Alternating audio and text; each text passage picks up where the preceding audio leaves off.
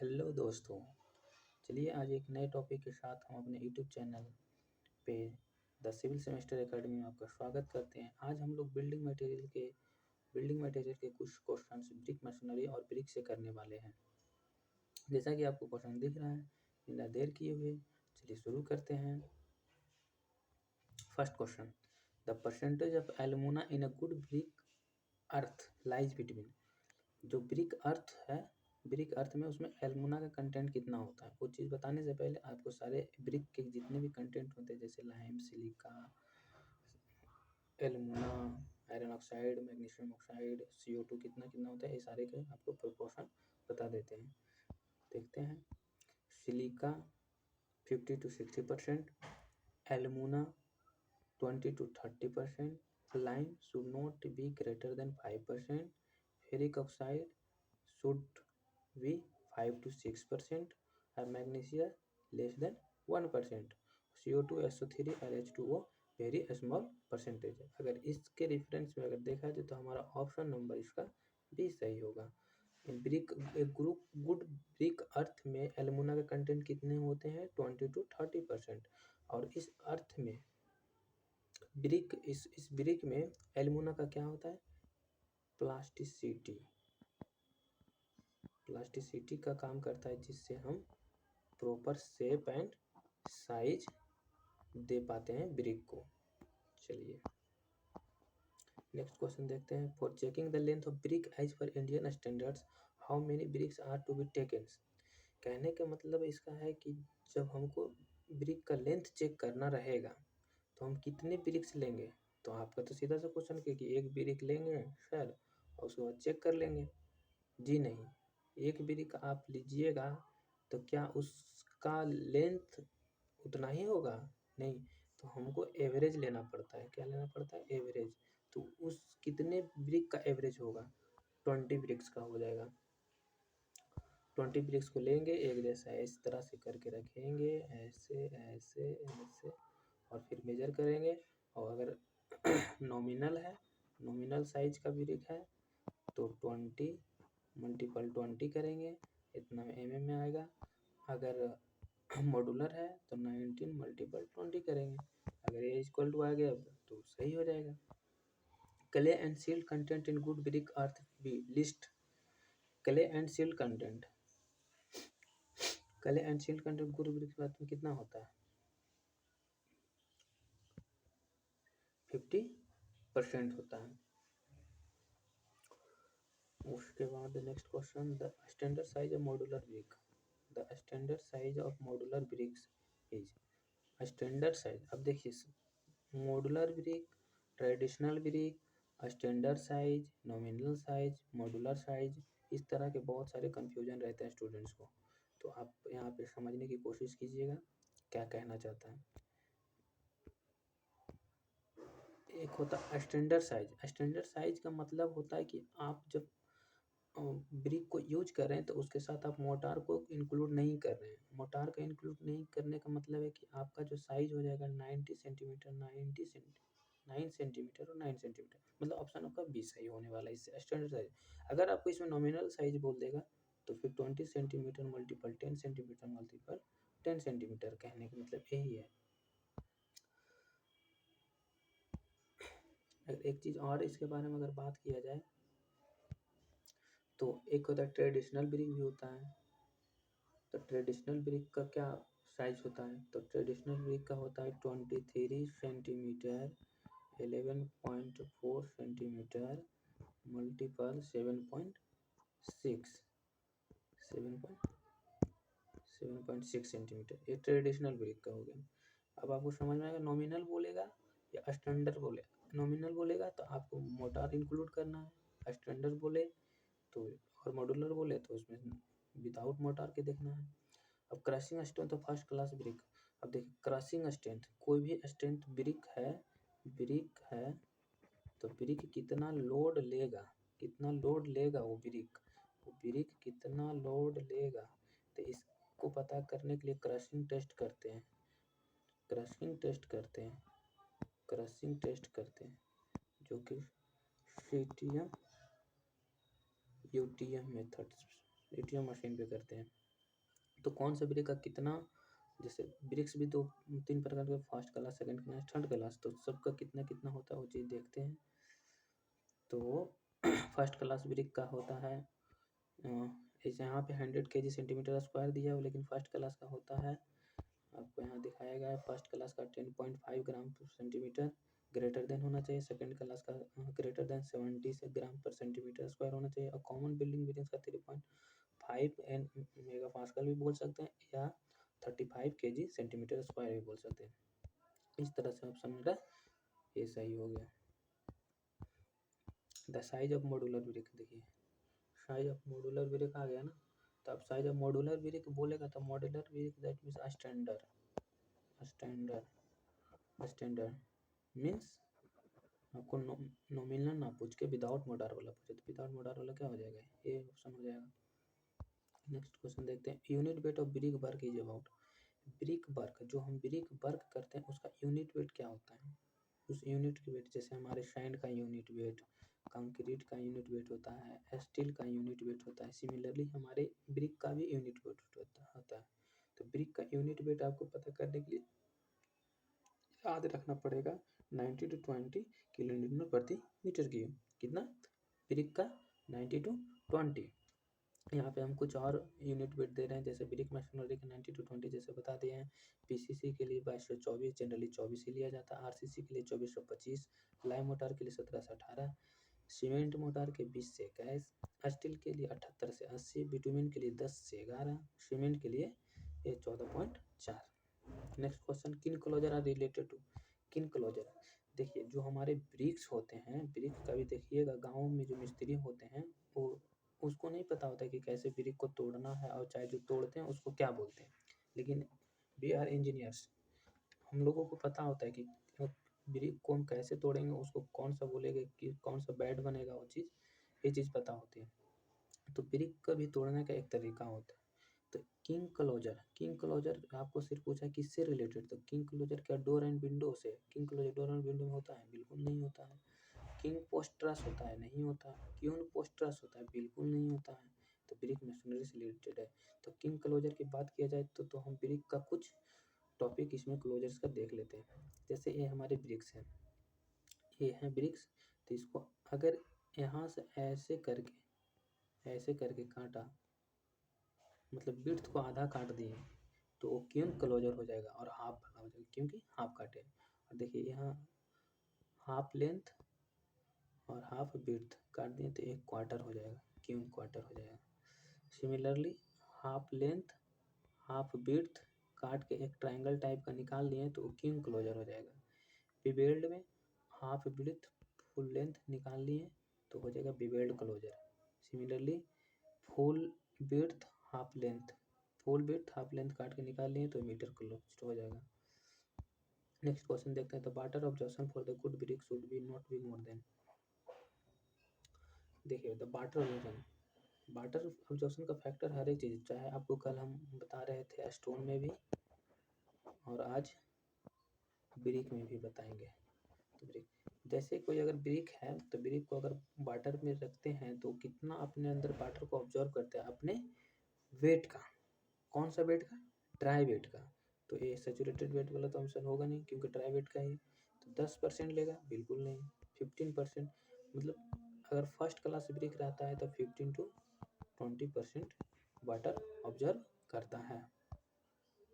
Clay bricks are made the earth having, clay bricks में क्या होता है, clay bricks are made of earth having nearly equal to proportion of silicon and alumina, क्या clay bricks जो हम बनाते हैं क्या उसमें सिलिका और एल्यूमिना का परसेंटेज इक्वल होता है, बिल्कुल नहीं। ये 50 से 60% होते हैं और ये 20 से 30% होते हैं। क्या इक्वल हुए, तो ये ऑप्शन गलत हो गया। नियरली इक्वल प्रोपोर्शन एल्यूमिना और सिलिका एंड लाइम, ये भी गलत। 35% सिलिका एंड 10 से 2% ये, तो अप्रोक्स कुछ ऑप्शन मैच कर रहा है।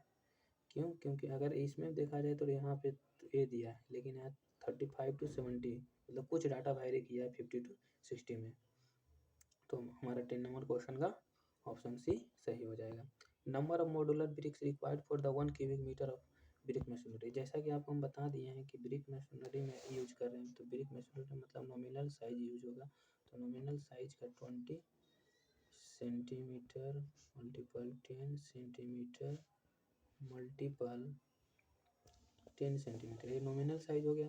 तो 1 मीटर क्यूब में कितना ब्रिक आ जाएगा, तो इसको सिंपल से निकालने का तरीका है 1 मीटर क्यूब को तो इसको चेंज करना है तो 0.20 फिर 0.10, यहाँ पे पॉइंट है दोस्तों, फिर 0.10 और ये चेंज कर लिए, ये मीटर में हो गया क्योंकि यहाँ मीटर क्यूब में निकाल रहा हूँ, ये मीटर में हो गया। अब देखिए पॉइंट हटाएंगे, यहाँ 100 2.2 2 3 4 2 4 और 6 10 की पावर 6, ये पॉइंट खत्म हो गया, पॉइंट खत्म हो गया। अब 1 0 2 0 3 0 3 0 इससे खत्म करेंगे तो 10 की पावर 3 हो जाएगा। ये 10 की पावर 3 को अगर 2 से काटेंगे तो कितना हो जाएगा 500।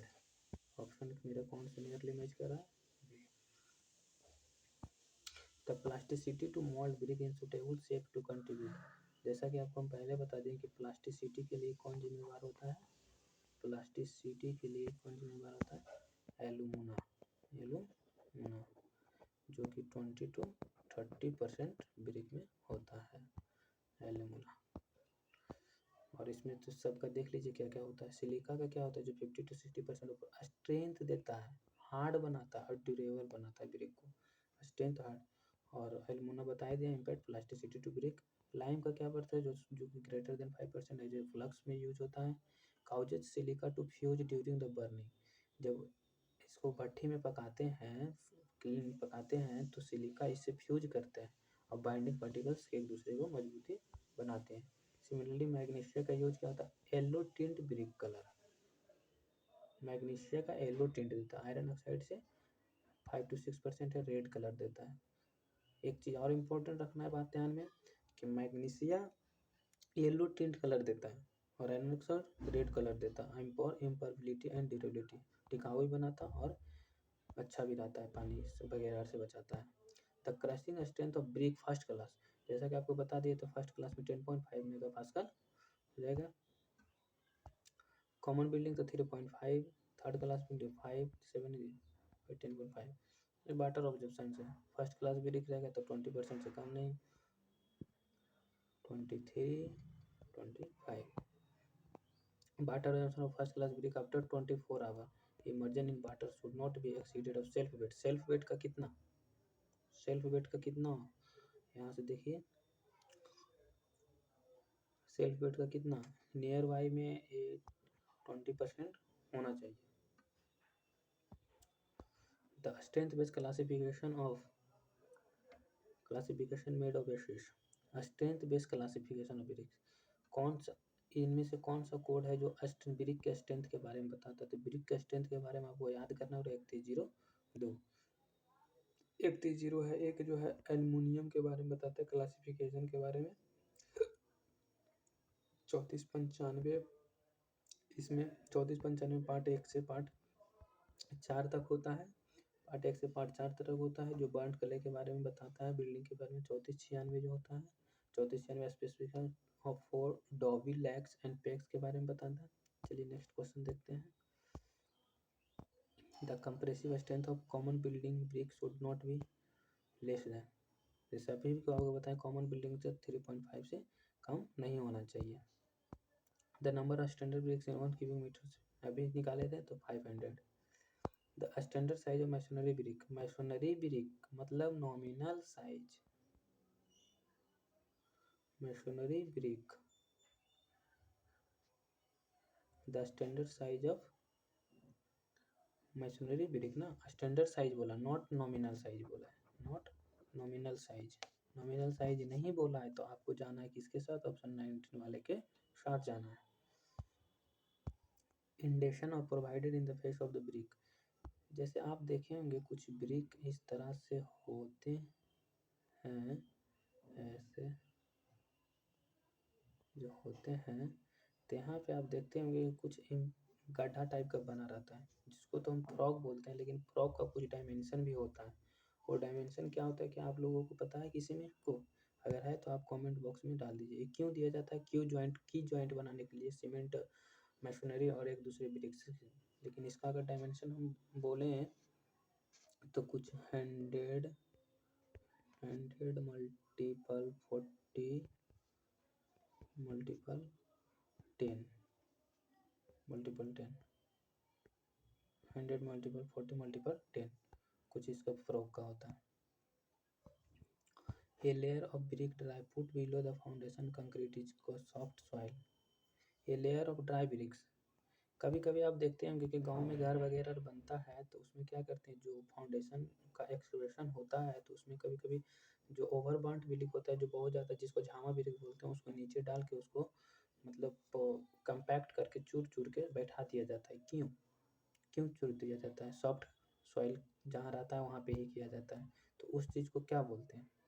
सोलिंग बोलते हैं, सोरिंग बोलते हैं, डीपीसी बोलते हैं। तो उस चीज़ को आप सुने होंगे कि सोलिंग बोलते हैं, सोलिंग होता है। डीपीसी क्या होता है? डीपीसी जो प्लिंथ लेवल पे जो एक लेयर प्रोवाइड किया जाता है, एक लेयर प्रोवाइड जाता है जो कि श्रिंकेज प्रॉपर्टी के द्वारा नीचे का वाटर जो है हमारे ऊपर वाले दीवार तक नहीं पहुंच पाए, डेट मीन्स सुपर स्ट्रक्चर तक नहीं पहुंच पाए। सोरिंग क्या होता है? सोरिंग एक टेम्पोररी स्ट्रक्चर होता है, टेम्पोररी स्ट्रक्चर होता है जिससे हमारे स्ट्रक्चर को प्रोवाइड किए थे। जैसे समटाइम्स आप देखे होंगे कि अगर मेरा सुपर स्ट्रक्चर है, अगर दीवार लंबा बन रहा है तो यहाँ पे, अरे सिंपल सा गांव के भाषा में इसको बोलते हैं भाड़ा बांधना।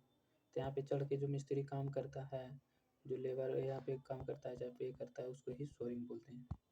और टेम्पोररी स्ट्रक्चर इसलिए कहा जा रहा है क्योंकि जब काम हो जाने के बाद इसको फिर से हटा दिया जाता है।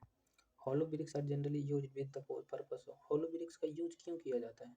ऐसी क्या जरूरत पड़ गई जो हॉलो ब्रिक्स का इस्तेमाल किया जाने लगा? हॉलो ब्रिक्स क्या क्या cost, reducing the cost of construction, providing insulation against heat, increasing the bearing area, environmental work. तो इसका बी ऑप्शन हो जाएगा, इंसुलेशन अगेंस्ट हीट। अब बर्न कर ले परफोरेटेड ब्रिक, हॉलो ब्रिक किसी को बोलते हैं। तो इसका IS कोड बताया गया है, बहुत आसान है, 4x2। ये पता है क्या होता है? ये लाइट वेट होता है, लाइट वेट होते हैं ये ब्रिक, परफोरेटेड होते हैं। और इसका जो परफोरेटेड होता है, परफोरेटेड का मतलब आप लोग समझ रहे हैं ना क्या होता है? परफोरेटेड का मतलब आपको देखिए बताते हैं। जैसे मान लीजिए ये ब्रिक है, ये ब्रिक है ना, ये ब्रिक है। तो यहाँ पे आप देखते होंगे कि छेदे छेदे टाइप का, होल टाइप का बहुत सारा बना रहता है, that is called perforated brick. Next question, the shape of brick gets deform due to, deform कर जाता है due to the rain water falling in the hot bricks, the defect is known as. जैसे कहा जाता है कि अगर जो हमारे ब्रिक्स जो अगर बर्निंग हो रहा है उसमें अगर पानी वगैरह पड़ जाता है, रेन वाटर उस पर चला जाता है हॉट ब्रिक पे, तो उसका शेप डिफॉर्म हो जाता है। डिफॉर्म हो जाता है तो क्या हो जाता है? उसको चॉप्स बोलते हैं। क्या बोलते हैं? चॉप्स बोलते हैं।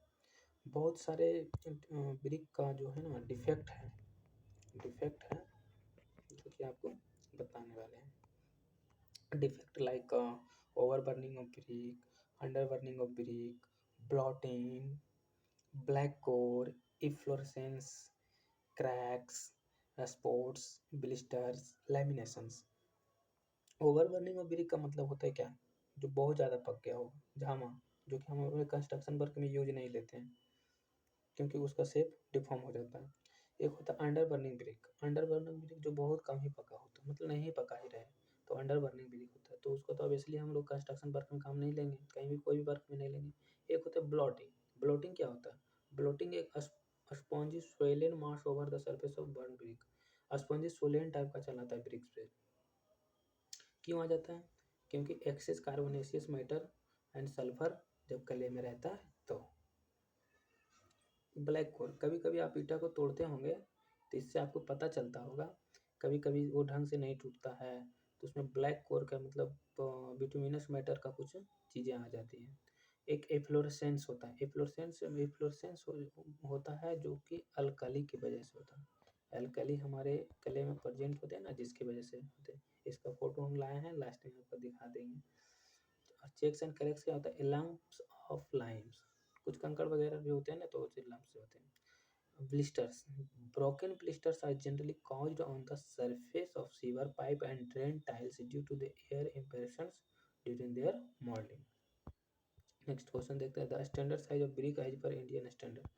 ये तो बहुत बार आ चुका है question. 19 centimetre, 9 centimetre, 9 centimetre. A brick masonry could be fail due to, brick masonry fail कर जाएगा। फेल कर जाएगा, कब फेल करेगा? Rupture along the vertical joint in the properly bonded wall. अरे वर्टिकल जैसे कि अगर इस ईंटे को सजा रहे हैं और फिर दोबारा हम इसी को सजा देंगे तो ये जो वर्टिकल जॉइंट बनेगा ना, इसके कारण से भी फेल कर जाता है। Shearing along the horizontal plane. और अगर देखिए ये दीवार खड़ा, ये भी दीवार, ये और इधर से कोई फोर्स लग जाएगा तो ये इधर खिसक जाएगा, तो shearing horizontal plane. Crushing due to the overloading. और दीवार ताज़ा बहुत ज़्यादा लोड दे दिए, बना दिए एक दफा करके, तो क्या हो जाएगा? क्रस्ट कर जाएगा। तो option any one of the these. Which of the following statement correct? कहता है इनमें से कौन सा स्टेटमेंट जो है सही है? Excess of alumina in the clay makes the brick brittle and weak. जब एल्यूमिना एक्सेस में होता है तो क्या ब्रिटल और वीक हो जाता है? बिल्कुल भी नहीं। Excess of alumina in the clay makes the brick crack and warp on the drying. सूखने पर उसमें क्रैक आ जाता है, थोड़ा सा ऐठापन आ जाता है। The portion of brick without triangular corner equal to half width and half. देखो वही चीज़ आ गया ना, ये ऐसे ऐसे ऐसे, यहाँ से आधा इसको काट के हटा दिए तो इसको क्या बोलते हैं? Queen closer. ये काट के हटा दिए, इसको क्यून क्लोजर बोलते हैं। जैसे देखो फुल ब्रिक आधा विड्थ आधा कटा, लेंथ फुल कटा, तो क्यून क्लोजर। हाफ एक क्वार्टर हो जाएगा, एक किंग क्लोजर हो जाएगा।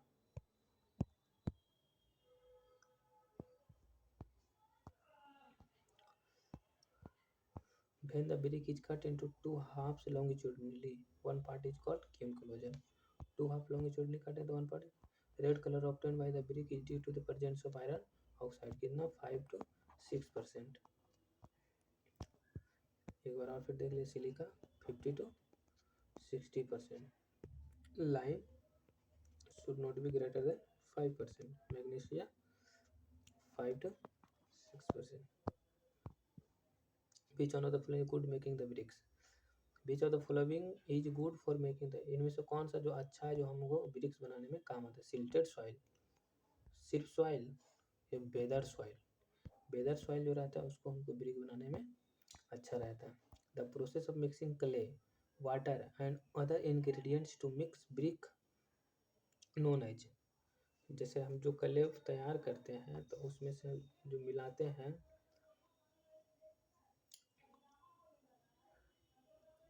हैं तो उसको क्या बोलते हैं? उसको नीडिंग बोलते हैं। इस सारे प्रोसेस के बारे में आगे बताएंगे हम। Excess of silica in the clay makes the brick brittle and weak. Option सही है, ये ब्रिक्स ब्रिकर है, ये तो आपको बताया गया ही। Silica responsible for strength shape alumina plasticity. Lime flux के जैसा बिहेव करता है।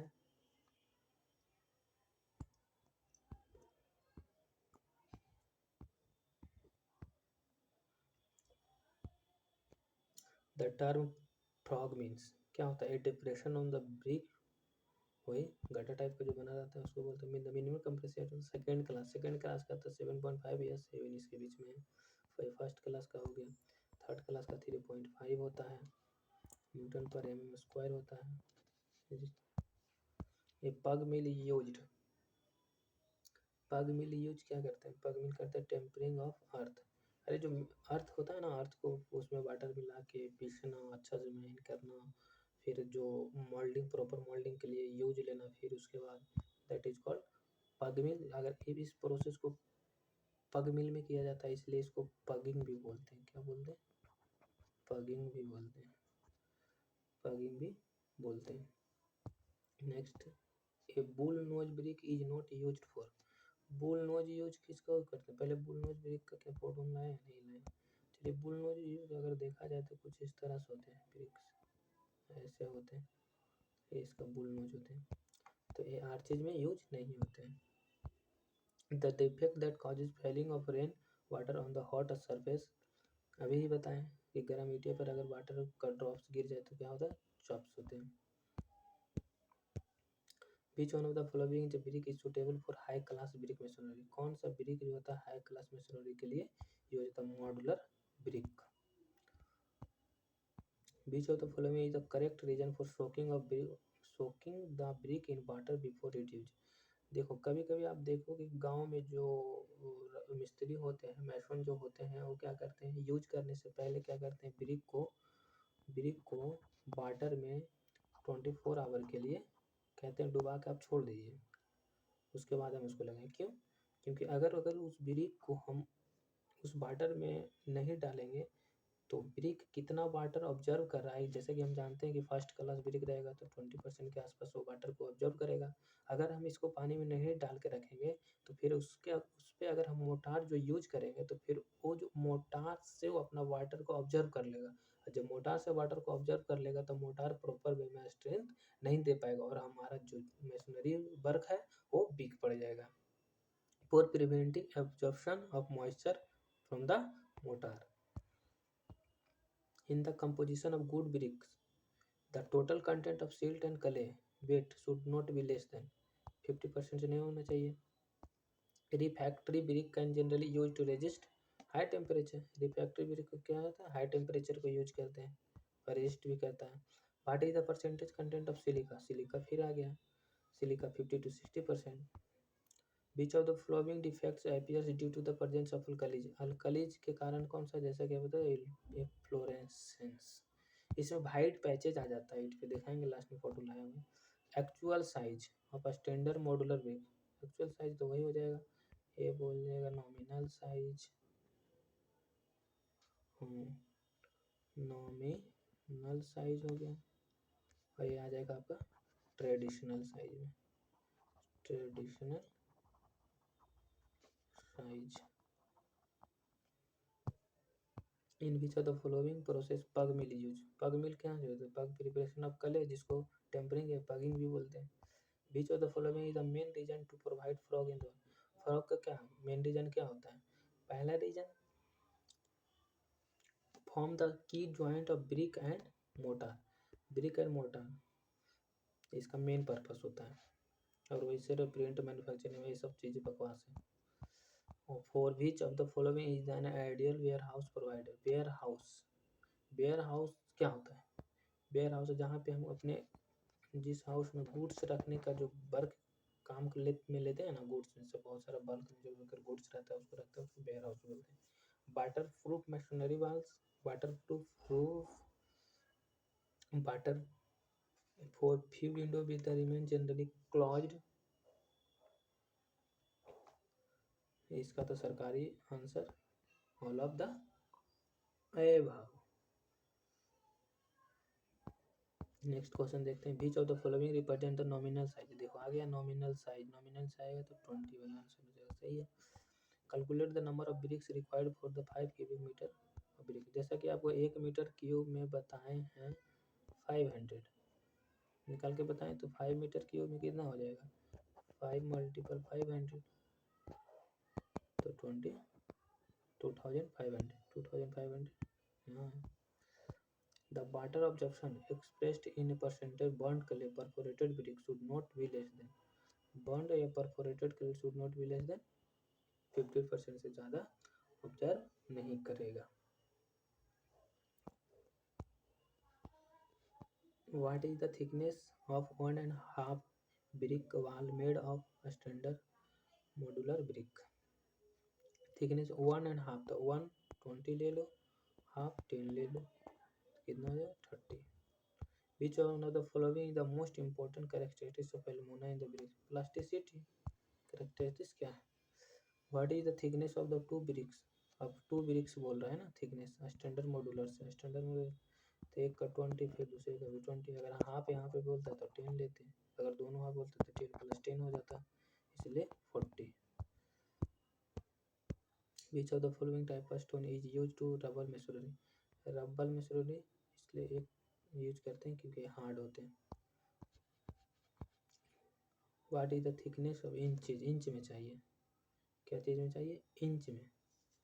One of brick is made of the traditional brick को जैसा कि आपको बताया दिया गया है, अगर इंच में बात किया जाए तो 9 इंच, 4.5 इंच एंड 3 इंच है ना, 3 इंच। तो थिकनेस पूछा है ना, इसके साथ जाएंगे 9 के साथ। Efflorescence brick cause due to the presence of soluble salt in, जिसको शॉर्ट में क्या बोल सकते हैं? अल्कलीज अवेलेबल हो तो efflorescence definitely. Tempering is the process used to in the manufacturing of brick. देखिए कोई भी ब्रिक के मटेरियल को तैयार करने के लिए क्या क्या करना पड़ता है? सबसे पहले वहाँ का, जैसे जहाँ से हम सॉइल लेने वाले हैं वहाँ से अनसॉइलिंग, अनसॉइलिंग मतलब होता है कि 100 to 200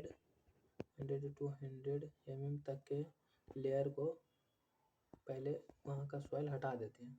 उसके बाद फिर डिगिंग करते हैं। डिग मतलब वहाँ का मिट्टी निकाल देते हैं। निकालने के बाद फिर उसको क्या करते हैं, उसको चारों तरफ में इस तरह से करके फैला देते हैं मिट्टी को। फिर उससे कुछ पेबल्स वगैरह रहते हैं, उसको क्लीन करते हैं। क्लीन करने के बाद फिर थोड़ा सा टेम्परिंग करते हैं। टेम्परिंग के बाद ब्लेंडिंग, तो उसके बाद कुछ वाटर वगैरह ऐड करके फिर ब्लेडिंग कर लेते हैं। ब्लेडिंग करने के बाद फिर मोल्डिंग करते हैं। मोल्डिंग करने के बाद ब्रिक तैयार हो जाता है। फिर उसको ड्राई करते हैं। ड्राई करने के बाद बर्निंग करते हैं। उसके बाद हमारा ब्रिक तैयार हो जाता है।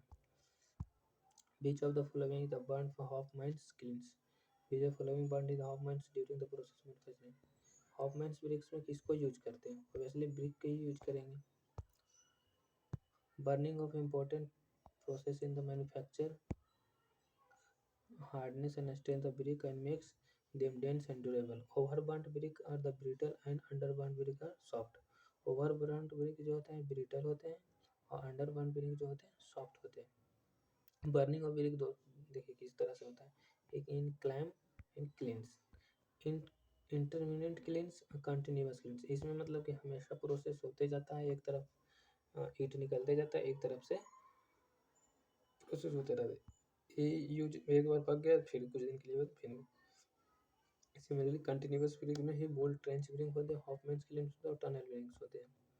Bolt trench clean is commonly used in India. Bolt trench clean जो होता है कॉमनली इन इंडिया, वो जो हम लोग के गांव में देखते नहीं है, वो चिमनी टाइप का बना हुआ रहता है, वही यूज होता है। It is require more fuel more space then the Hoffmann's kilns but initial cost is required less. Hoffmann kilns requires less space, less fuel and initial cost high Hoffmann's का, but quality brick is more. चलिए next question देखते हैं। As per the IS 2185 part 1 2005 what is the minimum average compressive strength of open close cavity load bearing machinery work is 3.5। The dimension of special shape of clay BRICS in the given, clay shape of given में इसका क्या हो जाएगा, कौन सा dimension हो जाएगा? The dimension of clay bricks 61, 65, 1971। देख लीजिए बहुत सारा इसमें है। 1464 clays and ceiling of tile specification. 61, 65 specification shape of clay bricks. 39, hollow clay tiles. 34, 61 PVC asbestos red floors.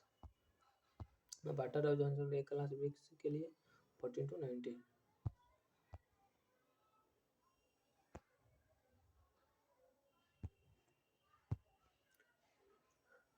Good brick earth should contents alumina, alumina के कितना कंटेंट है? 20 to 30%। When deposit of effluents more than the 10% but less than the 50%, exposed area of brick is presence of effluents is classified as the moderate। moderate इसका देखिए कुछ नील कब होगा? कुछ भी नहीं होगा। इफ्लोरेसेंस जब इम्परसेंटेबल हो, कोई परसेंटेबल नहीं हो। स्लाइड कब होगा? जब मोर देन 10% हो तो एक्सपोजर एरिया का। मॉडरेट कब होगा? जब 10% से ज़्यादा और 50% से कम हो तो। हेवी कब होगा? जब 50% से ज़्यादा हो तो। और सीरियस कब होगा? Deposits are heavy with the powdering of flogging surface. Identify the name of shape of bricks given. इसको कैंट बोलते हैं। क्या बोलते हैं? कैंट ब्रिक बोलते हैं। What is the standard size of wood specimen? Wood specimen test durability, wood specimen test durability, wood specimen को क्या लेते हैं, टेस्ट ड्यूरेबिलिटी करते हैं जब उसका वुड स्पेसिमेन कितना था 600 500 multiple sorry 650 × 50 mm। Timber is classified no basis of durability. Timber को आप देखिए ब्रिक में ही टिम्बर का कुछ टॉपिक आया तो चलो उसको डिस्कस कर ही लेते हैं। उसके ड्यूरेबिलिटी पर कितना लाइफ देगा उस पर इसको क्लासिफाइड किया गया।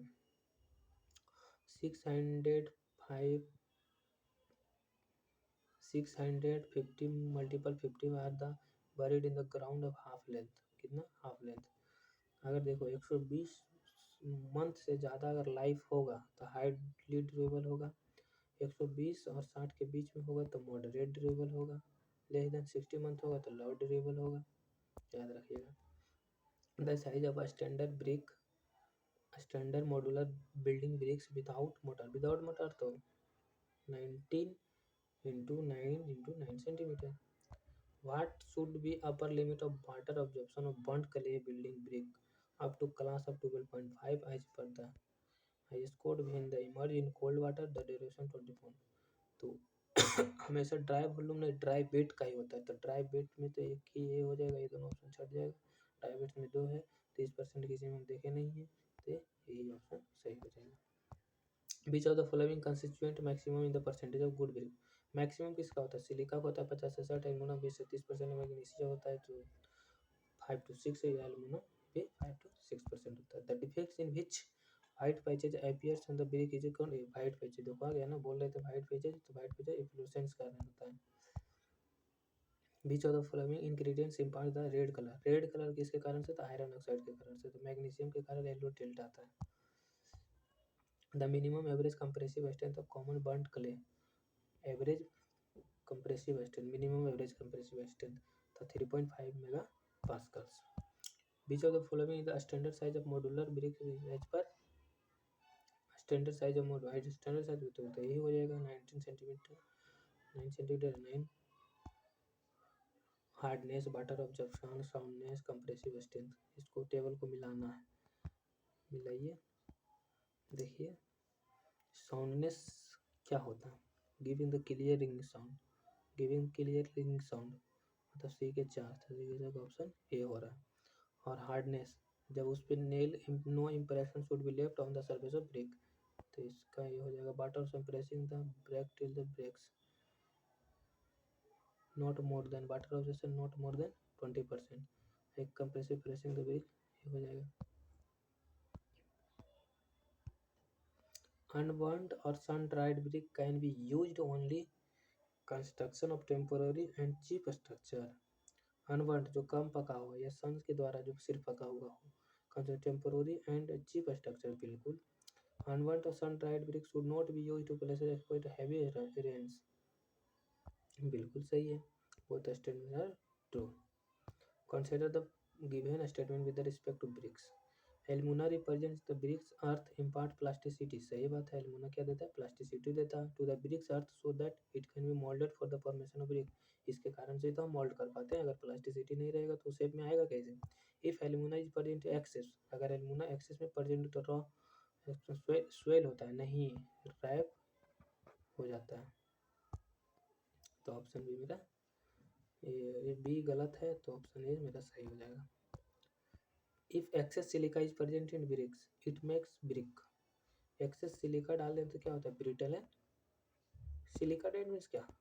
सैंड जैसा, और सैंड ज़्यादा डाल देंगे तो क्या हो जाएगा? ब्रिटल ही हो जाएगा। The phenomenon in brick the phenomenon in which clay is made loose and any ingredient to added to be spread out top and turn up and down in vertical direction is known as blending. मतलब कहने का मतलब इतना जो घुमा फिरा के जो इतना बात बोला है, कुछ नहीं बोला। कह रहे मिट्टी रखा हुआ है, इसको बार बार ऊपर से नीचे ऊपर से ऊपर नीचे से नीचे करके उलट पुलट करके इसको मिलाएंगे तो क्या कहलाएगा? That means for blending. जैसे अब देखो क्ले प्रिपेयर करने टॉप एक होता है unsoiling, unsoiling top layer of 20 mm depth is taken out and thrown away the its contents impurities. Top layer को हटा देंगे क्योंकि उसमें इम्प्योरिटीज रहते हैं, कितने तक के? लगभग 200 mm तक। उसके बाद क्ले इज डग आउट, उसके बाद उससे मिट्टी को निकाल लेंगे, सॉइल को निकाल लेंगे, और उसके बाद स्पिरिट आउट लेवल ग्राउंड, उसके बाद उसको लेवल ग्राउंड पे फैला देंगे। उसके बाद उससे क्लीन करें। Clay should be free from stones, stones नहीं होना चाहिए, पेबल्स नहीं होना चाहिए, वेजिटेबल मैटर्स नहीं, और ऐसे बहुत सारे मैटर्स हो जो सबसे फ्री होना चाहिए। These particles in are the excess the clay is to be washed and screened. उसके बाद वेडर करते हैं। Clay is then expose to the atmospheric of softening और mellowing period of exposure varies from few weeks to full season. उसके बाद blending. Clay is made loose and an ingredients to added to it is spread out at its top. It is carried out the taking a small portion clay every time and turning it up and down in the vertical direction. Blending कहलाता है। Tempering क्या? Water is required quantity is added to clay. Tempering क्या है? Water is required quantity is added, water को add करने के clay में। Whole mass is needed, पूरे मिट्टी को क्या करते हैं? पैर से गूंथते हैं, या तो आदमी गूंथेगा या तो जानवर गूंथेगा, टू ऑब्टेन होमोजेनियस मास, और पूरी तरह से मिला लेते हैं। नेक्स्ट क्वेश्चन देखते हैं। Next question, what is the percent of alumina. Question इतना बार रिपीट हुआ है ना एसएससी जेईई में कि सोच नहीं सकते आप लोग। What is the 6541962 the maximum water absorption percent of class A type. तो क्लास ए टाइप में क्या हो जाएगा? 18%, सबसे कम यही है। According to the 218011988, what is the minimum bulk density of heavy duty burnt clay bricks? Heavy duty burnt clay bricks minimum bulk density तो क्या हो जाएगा? 2.5 ग्राम पर सेंटीमीटर। चलिए आज का क्वेश्चन खत्म हो गया। लगभग हम लोग 85 क्वेश्चन के आसपास किए हैं होंगे।